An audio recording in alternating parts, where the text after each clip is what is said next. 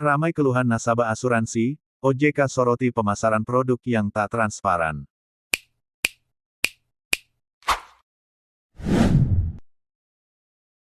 Otoritas Jasa Keuangan (OJK) meminta perusahaan asuransi untuk terus membangun dan menjaga hubungan baik dengan nasabah khususnya dalam menyediakan produk layanan yang berkualitas tinggi dan perlindungan terhadap konsumen.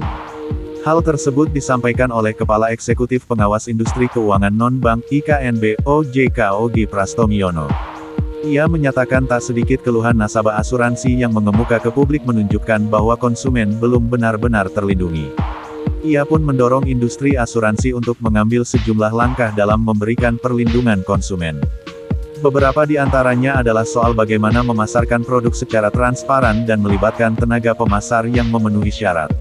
Perusahaan juga perlu mengembangkan mekanisme pemantauan, upaya yang terbaik dalam memberikan informasi terkait manfaat dan risiko, kata Ogi dalam webinar bertajuk Efektif Dinamik Prudent Underwriting yang diselenggarakan ISEA Himada, Selasa, tanggal 26 Juli tahun 2022.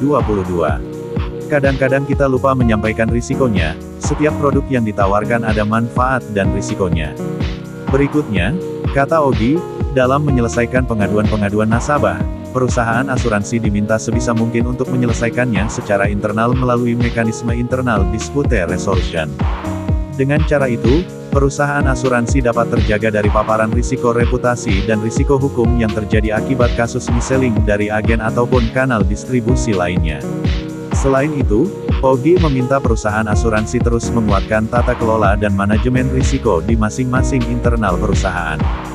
Beberapa catatan OJK belakangan ini terkait dengan bagaimana tata kelola dan manajemen risiko di internal masing-masing.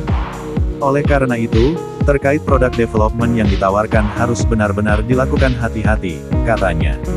Selain terkait pengembangan produk, menurut Ogi, peran komite investasi dalam mengalokasikan penempatan dana-dana yang dikelola perusahaan asuransi juga menjadi catatan OJK. Banyaknya penempatan investasi industri asuransi di pasar modal membuat pengawasan seolah-olah terlepas dari satu kesatuan perusahaan asuransi. Oleh karena itu, pihaknya akan melihat persoalan ini secara end-to-end.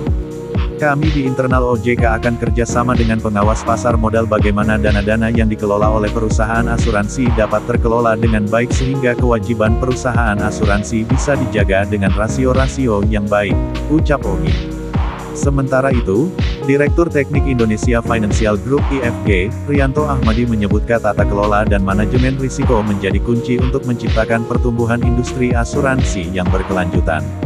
Selama berpuluh-puluh tahun lamanya, kata Rianto, tingkat penetrasi industri asuransi di Indonesia tak juga meningkat meski transaksi ekonomi asuransi bertumbuh.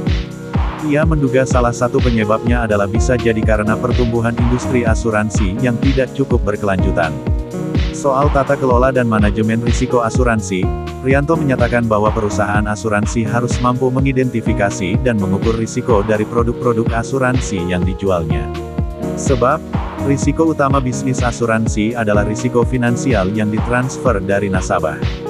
Bila perusahaan tidak bisa mengukur risiko bisnis tersebut, menurut Rianto, transaksi ekonomi dan penetapan premi asuransi yang ada cenderung hanya berdasarkan spekulasi.